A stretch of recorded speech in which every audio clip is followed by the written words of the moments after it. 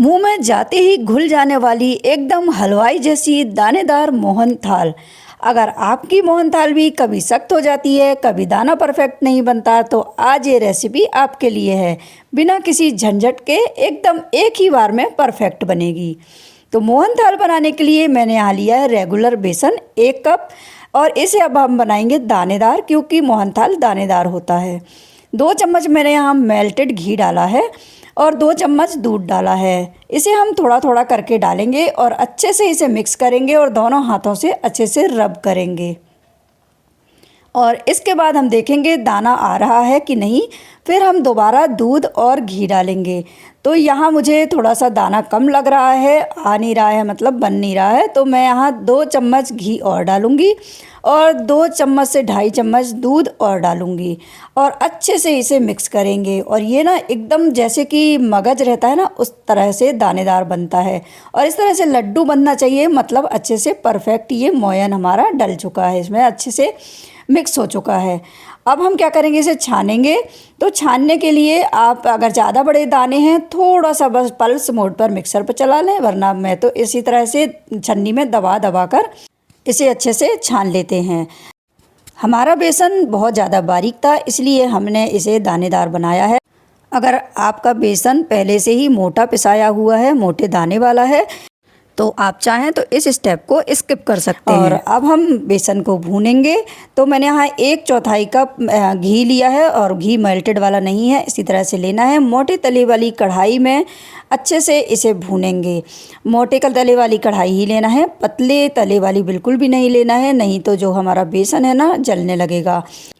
और बेसन को भूनते समय हमें बहुत पेशेंस रखने की ज़रूरत है, क्योंकि इसे भूनने में थोड़ा सा टाइम लगता है और इसे मीडियम टू लो फ्लेम पर हमें भूनना है और अच्छे से इसे चलाते हुए चलाते जाना है, भूनते जाना है।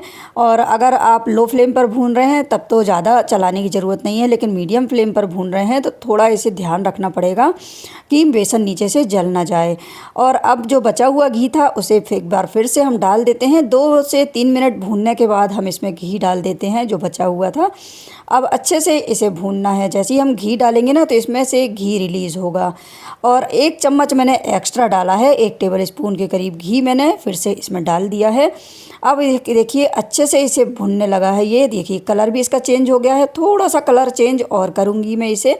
ये देखिए अच्छे से भुन चुका है हमारा बेसन। तो अब क्या करेंगे, इसे भुनने के बाद 1/4 कप दूध लेंगे हम, और दूध को हम इसमें थोड़ा थोड़ा कर करके डालेंगे। तो यहाँ मैंने थोड़ा थोड़ा करके दूध डाला है, 2 से 3 बार में डालना है। और जैसे ही हम दूध डालते हैं ना, ये एकदम फ़ेन जैसा निकलने लगता है। घबराइए नहीं, ये इसमें से फ़ेन निकल रहा है, लेकिन ये पकने के लिए है, ताकि और ज़्यादा हमारा जो मोहन थाल है, बेसन है, दानेदार बने, इसके लिए है। तो अच्छे से पूरा दूध डालने के बाद बस 2 मिनट और इसे पकाना है मीडियम फ्लेम पर। और 2 मिनट पकाने के बाद इसे हम ठंडा होने के लिए रख देंगे किसी बर्तन पे, ताकि अच्छे से ठंडा हो जाए। तब तक हम चाशनी तैयार कर लेते हैं। तो मैंने यहाँ आधा कप शक्कर ली है और 1/4 कप पानी डाला है और थोड़ा सा फूड कलर डाला है। ये ऑप्शनल है, अगर आप डालना चाहें तो डाल सकते हैं, इससे कलर बहुत अच्छा आता है बर्फ़ी का। तो अच्छे से इसे चलाते हुए शक्कर को हम डिज़ोल्व कर लेते हैं। माप का ध्यान रखना होता है इसमें। 1 कप हमारा बेसन था तो आधा कप शक्कर, और उससे आधा हमने डाला है पानी, और 1/4 कप हमने डाला है इसमें घी। घी भी हमने 1/4 कप डाला है। और अब देख लेते हैं कि हमारी चाशनी तैयार हुई कि नहीं। तो चाशनी हमने एक पानी वाले कटोरे में लिया है, तो देखिए चाशनी फैल रही है, मतलब अभी तैयार नहीं हुई है। और मैंने हाथ से भी दिखाया था, तो ना पतला सा एक तार बन रहा है। तो पतला वाला तार नहीं चाहिए, हमें मोटा वाला तार चाहिए। और अब मैंने इसमें डाल दिया है इलायची। 2 इलायची को मैंने कूटा है, फ्रेश इलायची, और इसे डाल देते हैं। बहुत अच्छा टेस्ट आता है, फ्लेवर आता है। आप चाहें तो इसमें डाल सकते हैं केसर के धागे, तो मैंने तो यूज़ नहीं किया है। इसी तरह से मैं इलायची डालकर बनाऊंगी। थोड़ा देर पकाने के बाद आप देख सकते हैं इसका मोटा तार, ये देखिए मोटा तार बन रहा है ना। ये इतनी गाढ़ी हो चुकी है कि हाथों में ही इकट्ठी होने लगी है। अब क्या करेंगे, चाशनी तैयार हो गई है। मेरे पास ये मावा था, तो मैंने मावा डाला है। ये 100 ग्राम के करीब मावा है। मावा ज़रूर डालिए, जो हमारी बर्फ़ी है इसका टेस्ट बढ़ जाता है, 2 गुना हो जाता है। तो मावा मैं इसमें डाल देती हूँ और अच्छे से मिक्स कर देते हैं और अच्छे से इसे एक साथ दबा दबा कर अच्छे से इसमें चाशनी में घोल लेते हैं।